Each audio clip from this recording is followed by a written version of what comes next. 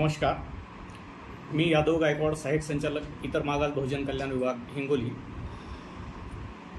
या वर्षापासून इतर मागास बहुजन कल्याण विभाग हिंगोली येथे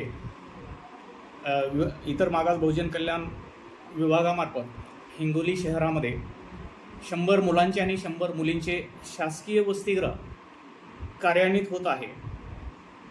तरी जे इतर मागास बहुजन कल्याण विभागांतर्गत येणारे विद्यार्थी, विशेषतः ओबीसी, व्हीजेएनटी, एसबीसीच्या विद्यार्थ्यांना आवाहन करतोय की त्यांनी जास्तीत जास्त विद्यार्थ्यांनी या वसतिगृहामध्ये ॲडमिशनसाठी अर्ज करावे. सदरचे अर्ज हे इतर मागास बहुजन कल्याण विभाग, सामाजिक न्याय भवन, हिंगोली येथे कार्यालय आहे. या कार्यालयामध्ये अर्ज करण्यासाठी मी सर्वांना आवाहन करतो.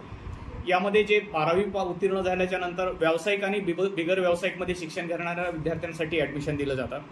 विशेषतः व्यावसायिक विद्यार्थ्यांना जास्त प्राधान्य देण्यात आलेलं आहे. 70% कोटा हा व्यावसायिक विभागाचा आहे आणि 30% कोटा हा इतर बिगर व्यावसायिकचा आहे. यामध्ये इमावचे 100 पैकी 51 मुलं आणि 51 मुली, विजावज व्हीजेएनटीचे 33 मुलं आणि 33 मुली, विमाप्र विशेष मागास प्रवर्ग एसबीसीचे 6 मुलं आणि 6 मुली, दिव्यांग 4 मुलं 4 मुली, अनाथ 2 मुलं आणि 2 मुली, आर्थिकदृष्ट्या मागास प्रवर्ग EWSचे 4 मुलं आणि 4 मुली, अशा पद्धतीचं जे काही जात प्रवर्गनिहाय आरक्षण आहे, या आरक्षणानुसार विद्यार्थ्यांना, मुलांना आणि मुलींना 100 मुलांना आणि 100 मुलींना ॲडमिशन दिलं जाणार आहे.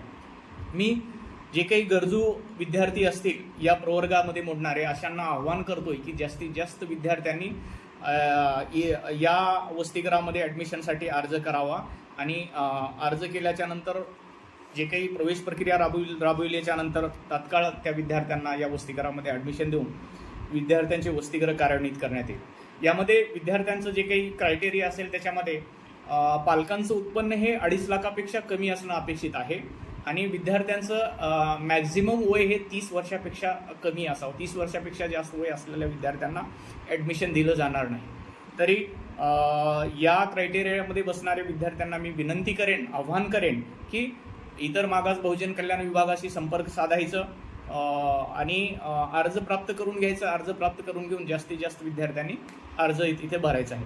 जर काही विद्यार्थ्यांचं उत्पन्नाचा दाखला वगैरे तात्काळ काढलं नसेल तर जे काही उत्पन्नाचा दाखला काढण्यासाठी तुम्ही अर्ज सादर केलेलं काही पुरावा जरी सादर केलं तरी त्या पुराव्याच्या आधारे आम्ही ग्राह्य धरून तुमचं उत्पन्न येईल याच्यानं आम्ही हे करून त्या विद्यार्थ्यांना पात्र ठरवण्यासाठी आम्ही प्रयत्न करतोय. तरी मी आव्हान करतोय की जास्तीत जास्त विद्यार्थ्यांनी अर्ज करावा.